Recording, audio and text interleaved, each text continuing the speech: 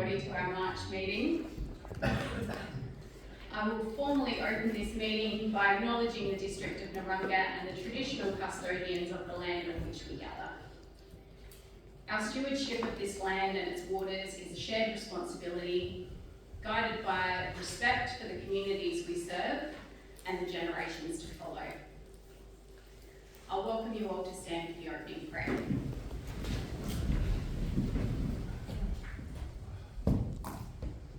As the days grow shorter, we pause to give thanks for the changing seasons of our work.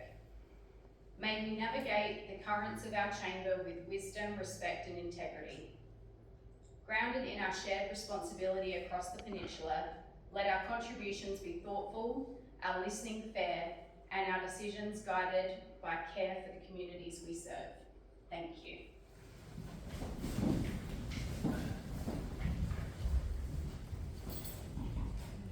So I'm going to start by welcoming Councillor Glasbrook to his first meeting. He did join us for the workshop last month, but this is his first official meeting, so welcome Councillor Glasbrook.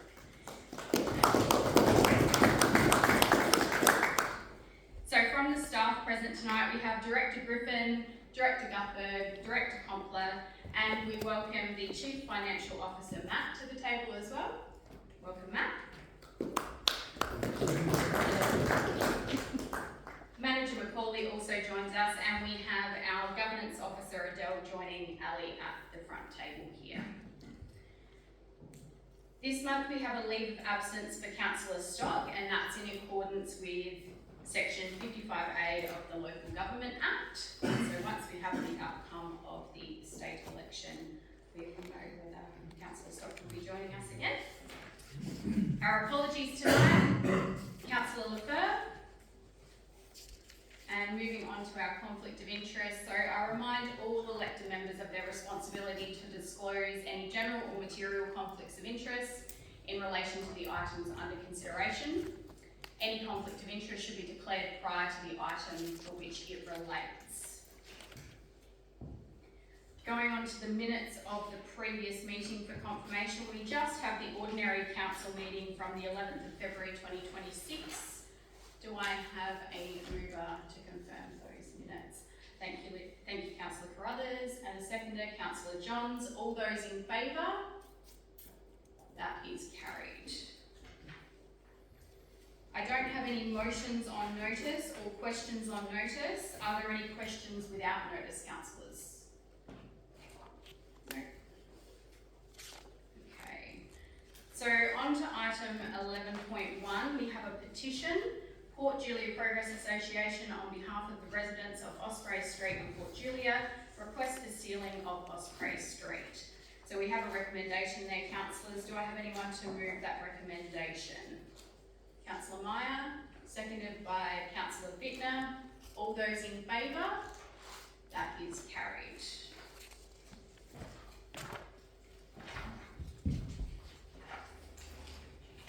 On to 12.1, which is my monthly report. Anyone to move that report be received?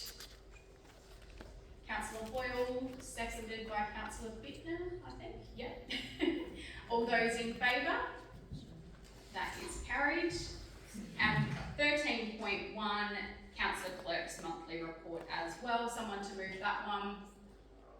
Councillor Bittner, seconded by Councillor Meyer. All those in favour? That is carried.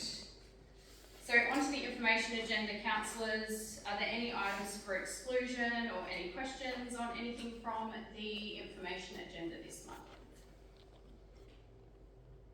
If there are no questions, I will ask if somebody would like to move that those reports be received. Moved by Councillor O'Connell, seconded by Councillor Clerk. All those in favour? That is carried. So we're going to item 20, which is visitors to the meeting. So we have David McDonald joining us. He's the CEO of Care in Motion, and he's going to do a presentation for us tonight. Over to you. Thank you very much, colleague Ray. I really appreciate the invitation from you and all the elected members and also council staff that are here this evening, including Andrew Cameron's CEO. And G'day to the gallery, public members. So thanks very much for coming along tonight, really appreciate it. That's better, my eyes are coming good. Andrew knows I have a few issues with the procedure, but yeah, if you can just flick to the next one, or would you like me to take control, Ellie? Want me to have a crack? You do it? Okay, next one. Yeah, I'm just going to give you a brief financial overview, so it's going to be a very high level financial summary. We're very transparent about what we do, so you know what we're achieving and not achieving. So if you look at that top line of revenue, we're sort of around that 1.8 million mark now. We now look after 13 councils within South Australia, which is something, you know, really this council in particular and the other YP council should be very proud of. You've supported us from day one, and that's much valued in the community. But certainly we are growing and monitoring expenses, moderate growth there. You've got excuse me, I'll switch glasses, make it easy for myself. Yeah, so you can see that we've had good surpluses the last two financial years, but I don't want people to be deceived by those operating surpluses, because for those who are financially minded will know that what's reflected in a P&L is a paper surplus or a paper deficit. It may go close to a deficit this year for a number of different reasons.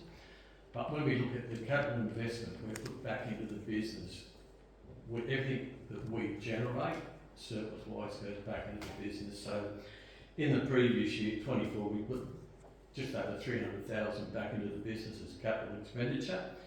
Last year was 221,000, so there was vehicles that had solar panels installed, which have been great. It's got battery backup. For those here on the YP know it's been a bit of a disaster, and I'll leave out the previous word that goes before disaster, but it's been bad with blackouts and things of that nature. We can now operate any day of the week with battery backup, so people who are in need with medical transport or social transport, whatever it may be, we're there to take the call, so I'm very pleased about that.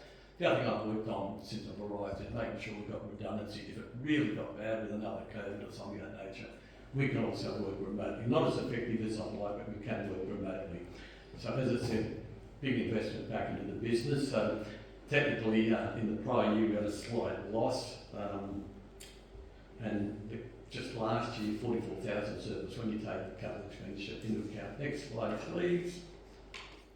So I'm just going to talk a bit about recognition. So you know that our organisation has a very strong brand and brand reputation throughout South Australia, and probably at a federal level now. I do a lot of work in my other role as chair of ACTA, so I do trips to Canberra. So CHSB, the federal funding, we're pretty well recognised, and also at a state level through DHS. But you know, quite good at a federal level or national level. We won the Ageing Australia 2024 National Award for Excellence in Rural and Remote Organisation category, which is a great achievement amongst all those other organisations and not-for-profit businesses.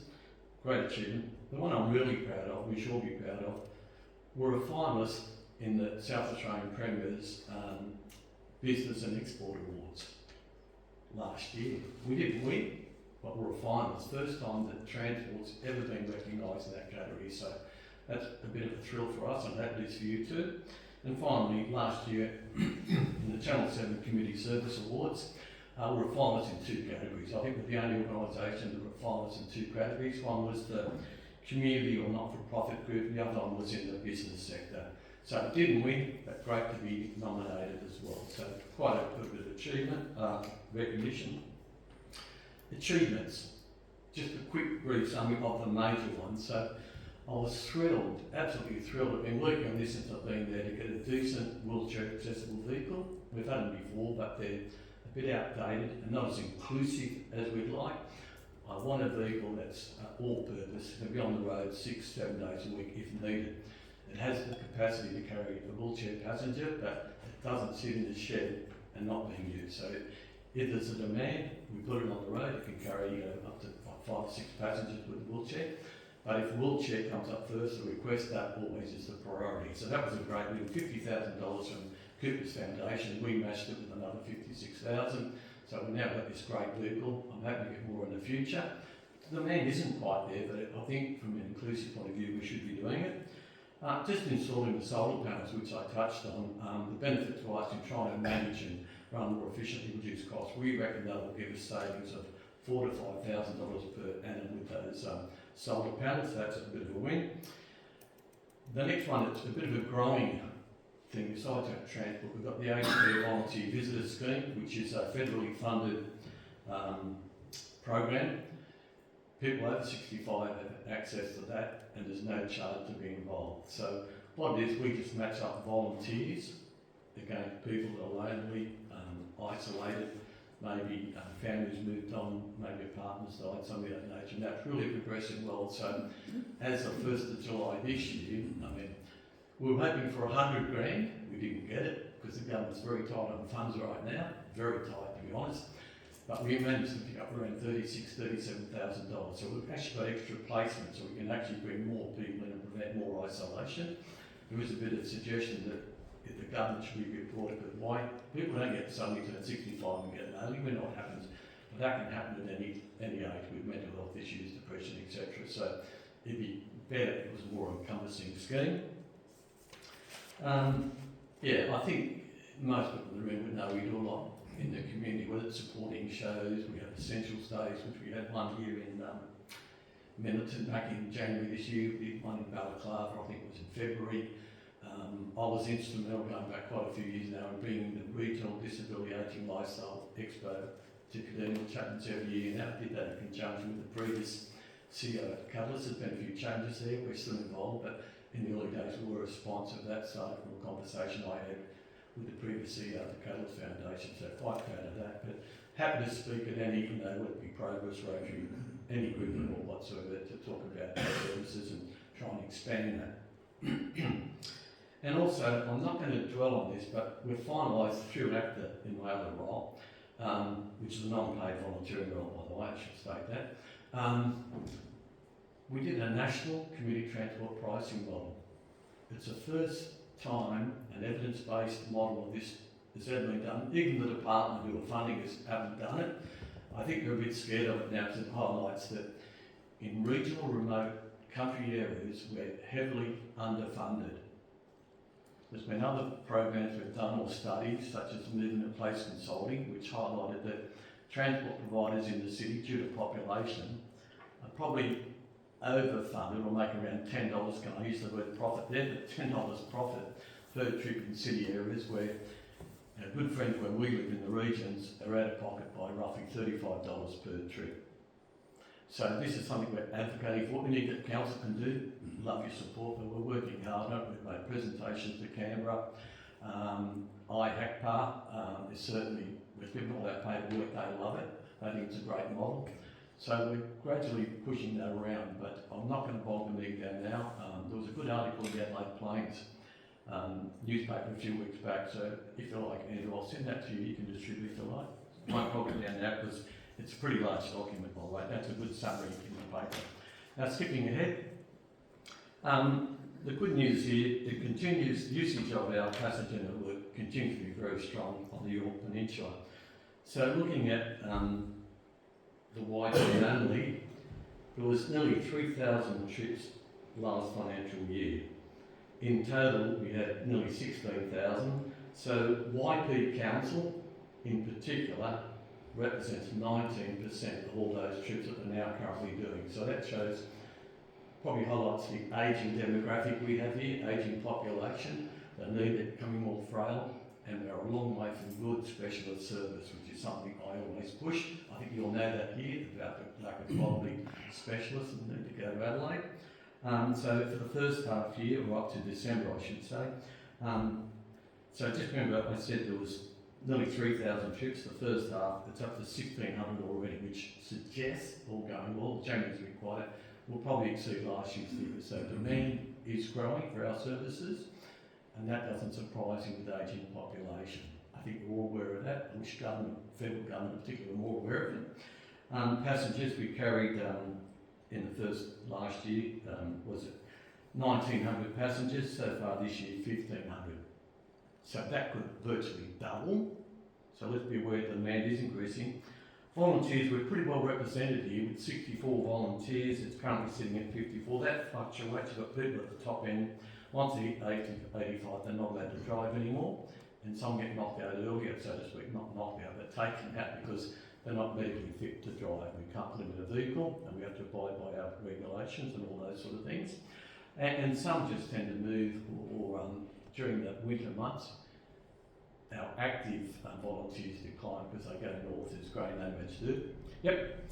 And so anything you can do to help us with volunteers is always much appreciated. But we do value their service, and we've got to think ahead that one day we may have to move to a paid service. So federal government in particular needs to be aware of that. So I touched on looking forward, volunteer recruitment, whatever you can do in your circles, please talk about the opportunity. A lot of people aren't aware of it. People aren't aware of the rewards of volunteering, how you're helping other people. A lot of people are actually helping themselves when they're volunteering. It gives them a reason to get out of bed each day. And that sense of, I helped Mary today, wasn't that great? She had a good story to tell. Some of the stories here in the car are fabulous. I'm not going too far. Now, enhanced service delivery. It's all about, as I said, reinvestment back into the product. Probably our most recent, and besides comfort and looking at vehicles that have doors that open more broadly, easy to get in and out of. But we continue to invest in CRMs, customer relationship management, to improve how we deal with our volunteers and clients. And also logistics software, we've invested heavily in that, and that's working really well. Still improvements coming through there. And more recently, one of the things I'm excited about are vehicle trackers. We've used them before, but they haven't really been state-of-the-art. We've got state-of-the-art now. We've plugged them in only a few weeks ago. So we're currently monitoring. We've got a big monitor in our office where you can see where any vehicles are. I can have one on that on my phone. So for a couple of reasons of safety with the trackers, we're not trying to big brother and watch where people are going. It's all about safety. So if we've got bushfires or floods, whatever it may be, or a vehicle stops for no reason, it should be moving, we can contact police and check it out, or contact the vehicle and say, hey, please take the next turn off. There's a flood, the road is closed, or there's fire. So that's a safety aspect. But the other thing for me, the thing I get also excited about is that volunteers just want to drive. If I say, can you, grab your phone and do this and do that and make sure you get the odometer readings, they say, oh, I don't want to do that. These trackers now automatically upload odometer readings into our management systems, which we can also help with safety. We know when vehicles are due for servicing or need tyres replacing, things of that nature, because we're all in our little system there. So that's a great asset for us. I'm quite excited about that and looking forward to how that may enhance in future times. And also, I just touched on before, improved efficiencies. For me, I just want to say that not often people say thank you for things that occur. And I think, from day one when I first met Andrew and other CEOs, I was always going to be transparent about what one. If you provide us with funds to help us run the service and close some of the gaps, we'll always state how that's being used. But I just want to say thank you to everyone in this room today for the council contribution and your continued support. I know, as I said before, you get some bouquets and some brickbats. Well, this is a bouquet to you, so thank you. Really appreciate that contribution. Looking ahead, we're always focused on delivering safe, comfortable and accessible transport services to reduce social isolation and support community wellbeing and make sure people are engaged and hopefully at least get engaged in our local community for the retailers, things of that nature. The year ahead will be challenging, particularly when funding pressures and changing community needs is. One of my big battles right now is what the hell do I do with budgeting for fuel?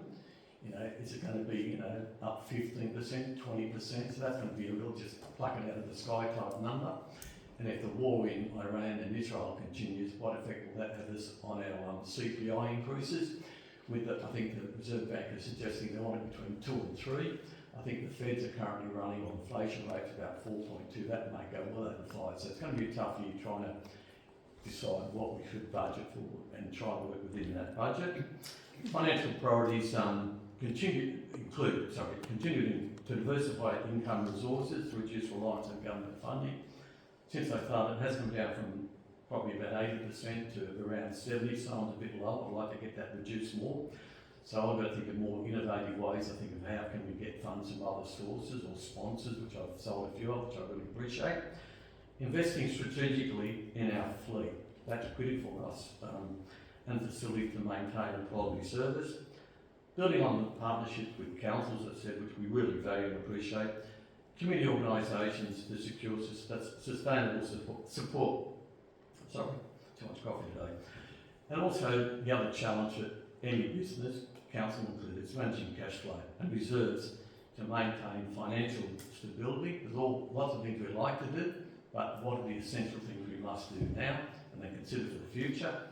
And just that volunteering recruitment and retention. So that's just a quick summary for me. So unless there's any questions, colleague Ray, that's it for me. I hope I worked within the time frame. You absolutely did, David. You did really well. Was there any questions from councillors or any comments before we move on? No? Thank you, David. Thanks very much. Always enjoy coming here, so keep up the great work. Thank you. Thank you. Okay, councillors, so moving on to the debate part of the agenda. There's nothing from me this month, so we're going straight to 22.1. So this is the Audit and Risk Committee Independent Member Sitting Fees. Firstly, a thank you to the staff from myself for preparing another report, and my apologies, councillors, that this wasn't finalised at the previous meeting. We had a procedural error there, so we're revisiting this one. So I'm going to hand over to you, councillors, for any questions initially or for a mover of a motion so that we can get this one under debate.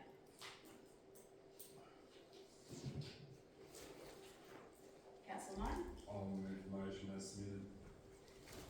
Councillor Nye moved the motion. Do I have a seconder for the motion? As per the recommendation. Councillor Clerk? Councillor Nye, would you like to speak to the motion? Thank you, Mayor. I think I said enough last. Apologies, Mayor. No, thank you. I think I explained last time how I came to the suggestion of those amounts. And yeah, so I've nothing further to say. Thank you. Councillor Clerk, is the seconder, is there anything that you'd like to add? No. Nothing? No, thank you. Any other comments? Councillors? Councillor O'Connor? I'd like to move an amendment to that motion, that the fees were as it was last time, which was $990 for an independent presiding member and $525 for an independent member.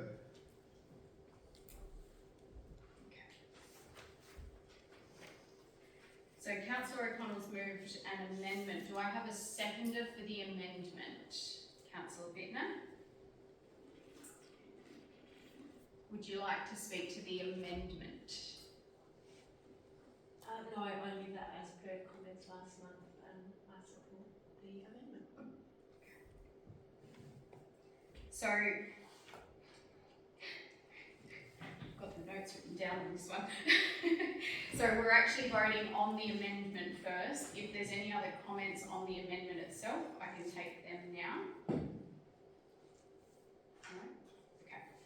So just to clarify, councillors, we are voting just on the amended motion, which is that part 1 of the recommendation that is in front of you be changed to $990 for the presiding member and $525 for the independent members. So they're the two changes as per the amendment. So the first vote is to include the amendment in the live motion, and then we will go back to that.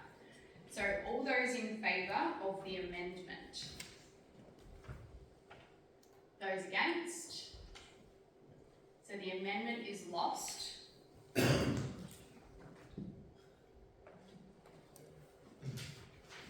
So now we'll go back to the live motion, which was moved by Councillor Meyer, seconded by Councillor Clerk, which is for the recommendation that is in front of you for $650 for the presiding member, $500 for the independent members. Would there be any more comments on this one before we take this one to a vote, councillors? Councillor O'Connor? Yeah, I'd like to vote against this because the role of the chair has become more complex than what it has in the past. We haven't actually got any increase since at least 2012, 2013. We don't even know what happened before that. So, and to be simplistic and just use a CPI increase, it doesn't really, I guess, take consideration the complexities of the roles they perform.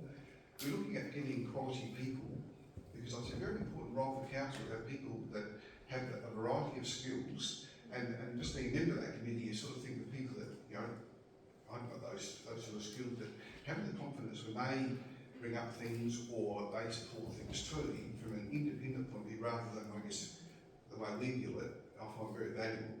So just, we can get people, I'm sure we get people, but whether we get the right people to make the right decision for council. So I think it's just another layer, and for the dollar, we're a council of complexity is, I guess, a 4 on the scale, but about the middle. And I guess the figures you've suggested were researched and based on that average. And so on that sort of basis, a big workshop and so on, that people know, it seemed to be a very sensible amount. We attract the right people without paying too much dollars to spend, you know, our money willy-nilly. But you want to get the right people because they can save in the long run. Thank you, Councillor O'Connell. Is there any more comments on the motion?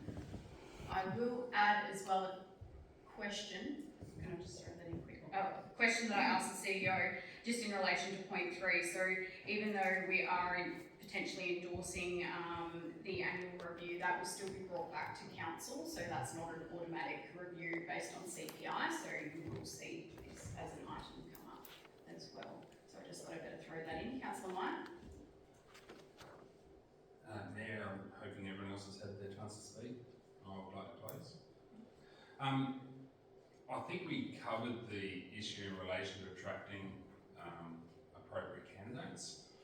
I understand that we have 3 very suitable people fulfilling the roles currently at the current situation, and we had, I think, 9 applicants last time for 2 positions. So I think that it's not just the money. I think people are applying for these positions as improving their CV, improving their history, and also broadening their skills. So I'm comfortable with the amount that I put forward, and we'll vote accordingly. Thank you.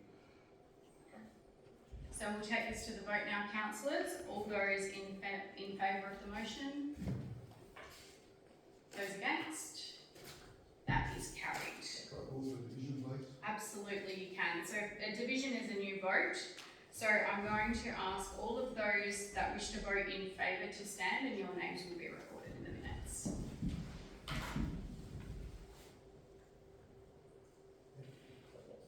Thank you. Okay.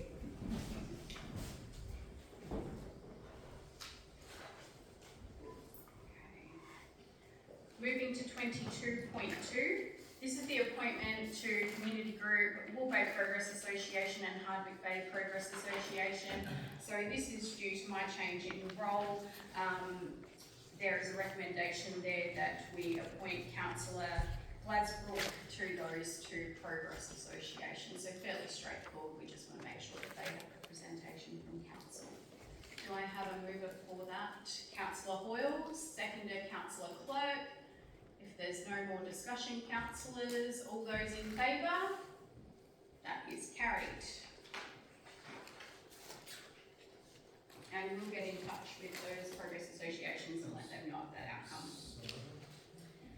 So on to 22.3, this is the organisational review. So again, thank you to the staff for preparing this report. We did identify a procedural correction that we wanted to make on this one as well. So the recommendation is that council reaffirm the resolution from the 11th of February council meeting.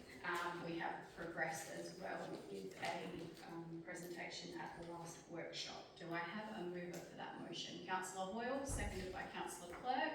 If there's no further discussion, councillors, all those in favour? That is carried.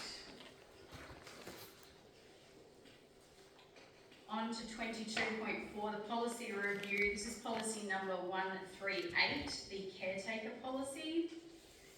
So this one was the fairly straightforward update. There is one interesting change to the Act, section 91B of the Act. So council will, during the election period, hold at least one meeting involving any candidates who wish to participate. So We will obviously confer as we get closer to that period about that and how that will work. Is there any questions on this one, councillors? Councillor Mike? Thank you, Mayor. With the update being a policy update, I think we previously discussed getting any templates supplied to us, or if there is a template in the LGA, because we've got so many policies and trying to consolidate into smaller numbers. With all the policy updates, though, I'm just asking about this one, but obviously there's a few more coming. Did we go through that process with these updates this time around? I'll just pass to the CEO whether there is one for this one. Yes, yes, it is. There is one, and yes, we did cross-reference with it. My apologies for noting that in the report, so I did miss that one. Okay. Just noting it, so yes. I think we actually wanted a copy previously. Copy up on SharePoint, yeah. Yeah, so that's what I'm sort of thinking of. If we're so inclined to look at a policy and go, what is the industry standard? We've got somewhere where we can go to. We don't want it in the minutes, we've got long enough agendas as it is. I'm just thinking if we've got that resource, that'd be awesome. And as a member, I went on the LGA website and couldn't get into that resource area because I don't have signings, so I couldn't check it myself. It is a little hard to get into that section. I was actually looking at that today. And out of curiosity, I don't know if this is the correct forum, whether it's this or general, have we got the details and the timings of when we go into caretaker policy this time round, or when that process? Sorry, just an update, sorry. Could we just start that loaded up on SharePoint? Yes, the draft template documents, sorry, that is up there. Sorry. Thank you. So that one's on SharePoint. Yes, And I then- just corrected me. Was it in the last information agenda? We're commencing on the 6th of September. Sorry? 8th, sorry. I need better glasses. 8th of September caretaker policy. Thank you very much. That's all. Okay. Any other questions, councillors? Okay. Do we have a mover for this one? Councillor Hoyle, seconded by Councillor Meyer. If there's no further debate, all those in favour? That is carried.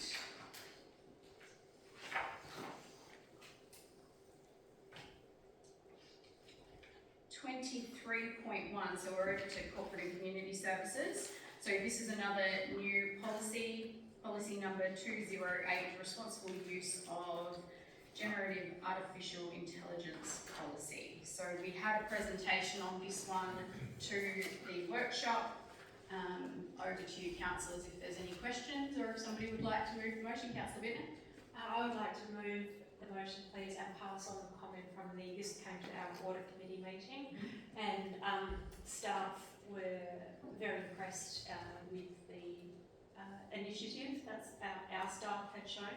Sorry, the independent members were very impressed with the initiative our staff had shown, commended them on the work, and said that they will use this as a template if it's the first of the kind they've seen for AI, and they will recommend other councils, if they do decide to go down the same path, to look at it as a good option to base their own policy on.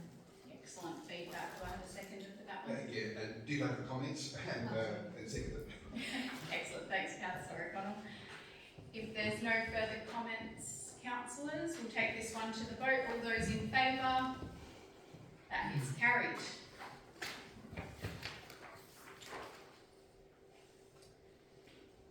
.2, policy review. This one's number 72, disposal of land and other assets policy. So we've got two parts to this report, councillors. So this one was laid on the table. So we will first need to lift the matter from the table so that we can go into the second part of the discussion. Councillor Johns, you're happy to move that be lifted. And Councillor Carruthers is seconding that one. All those in favour? That is carried. So now we'll actually go into endorsing the proposed updated policy. Over to you, councillors. Would somebody like to move that one, or do we have any questions? Councillor O'Connell, happy to move that one. Do I have a seconder? Councillor Hoyle. Is there any discussion on this one, councillors? I'll take this one straight to the vote. All those in favour? That is carried.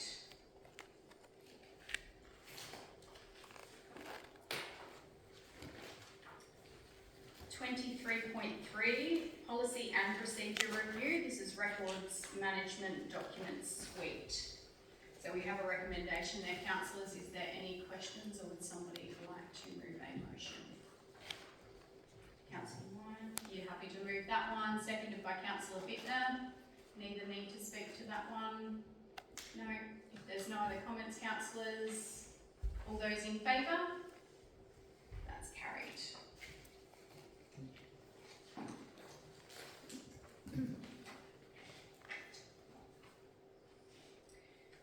(23.4) policy review 121 external grant funding policy. Over to you, councillors. Any questions or a mover for the motion? Councillor Hoyle would like to move that motion. Seconded by Councillor Clerk. If there's no further discussion, councillors, all those in favour? That is carried.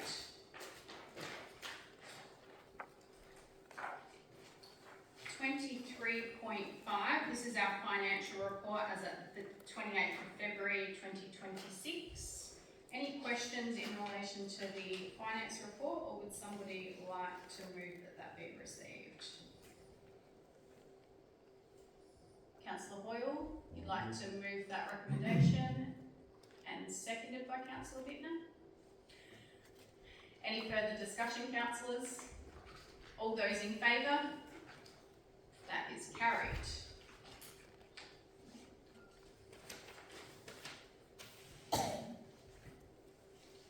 CCS had a lot this month. I'm going to make sure I have this one here.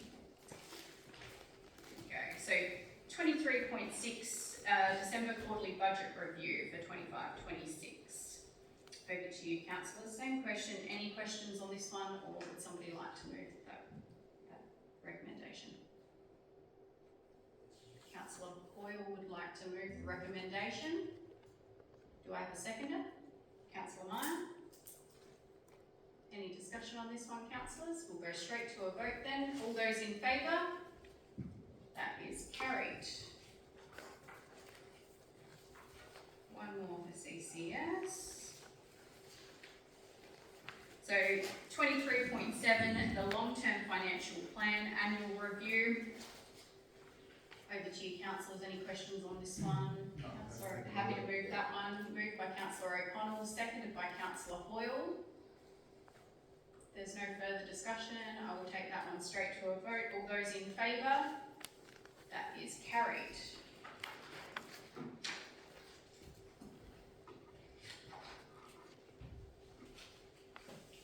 Okay, so to assets and infrastructure 24.1, the strategic asset management plan review.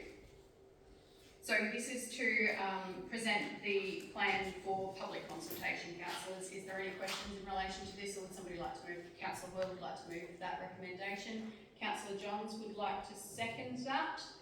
Any discussion on this one, councillors? All those in favour? That is carried.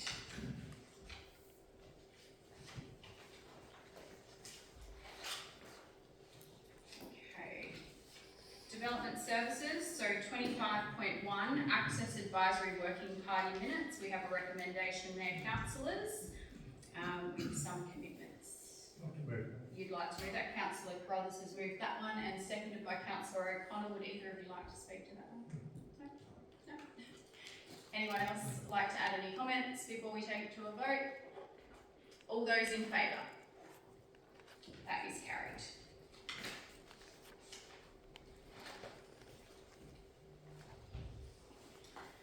25.2, proposed purchase of road and road closure, portion of unmade road, 100 of Dalrymple in the area named Bull Bay, Mr. R. Rowenfeld. Now, I will mention, councillors, that in the recommendation at point 3, when we received the valuations, one was 6 months yesterday, so it is, you would be resolving that we are going to be okay with that extra day, being is that we've only gone 1 day over that 6 month period that we would normally comply with. So I just wanted to point that out before we hand over for questions or for a removal of motion. Councillor Johns. Mayor, I'm willing to vote that recommendation. Excellent. And a seconder? Councillor like to speak to that one? Councillor Johns, I'll ask you first. Pretty happy with that? No, I think all the accompanying document that explains the delays, all the valuations, everything, I think is pretty comprehensive, and I'm satisfied with the thinking. Councillor Hoyle, would you like to add anything to that? No, I just think it's a very fair offer and we should accept it. Any other comments or debate, councillors? If not, I'll take this one straight to a vote. All those in favour? That is carried.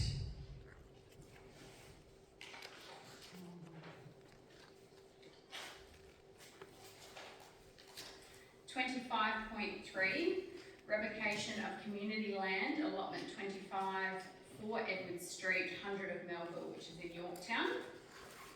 We have a recommendation there, councillors. Councillor Hoyle. Move, thank you. You would like to move that one. Do I have a seconder? Councillor Bittner. Would you like to speak to that one, Councillor Hoyle? I think it'd be great to move it on. It's an eyesore in its current form. Councillor Bittner, anything to add? No? Any discussion? Councillor Meyer? Question if I may, Mayor. Quite often when we sell off an asset that's come through from a previous council, we usually ring fence the funding for a certain location or a certain area where that was covered. Is there any discussion on, I might have missed it in the report, was there any discussion in relation to whether that money would be ring fenced for specific projects for that town or that area? Over to the CEO. I missed it. Do you want to answer it anyway? Definitely, as per normal process, council line, as we've done with previous sales, such as in Maitland, we ring fence for projects within Yorktown, we normally consult with the local progress associations, etc. So, yes, well, it's probably good that we've had interest in purchasing it.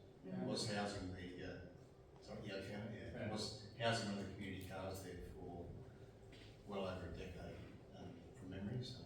And it is nice. We would love a bit of attention, I think. We did drive past on our district tour. So, all right. Any other questions or comments, councillors? So we're voting on that live motion as it stands in front of you. All those in favour?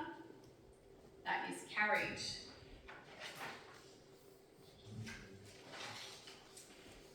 General business, councillors. Do I have any general business tonight? No.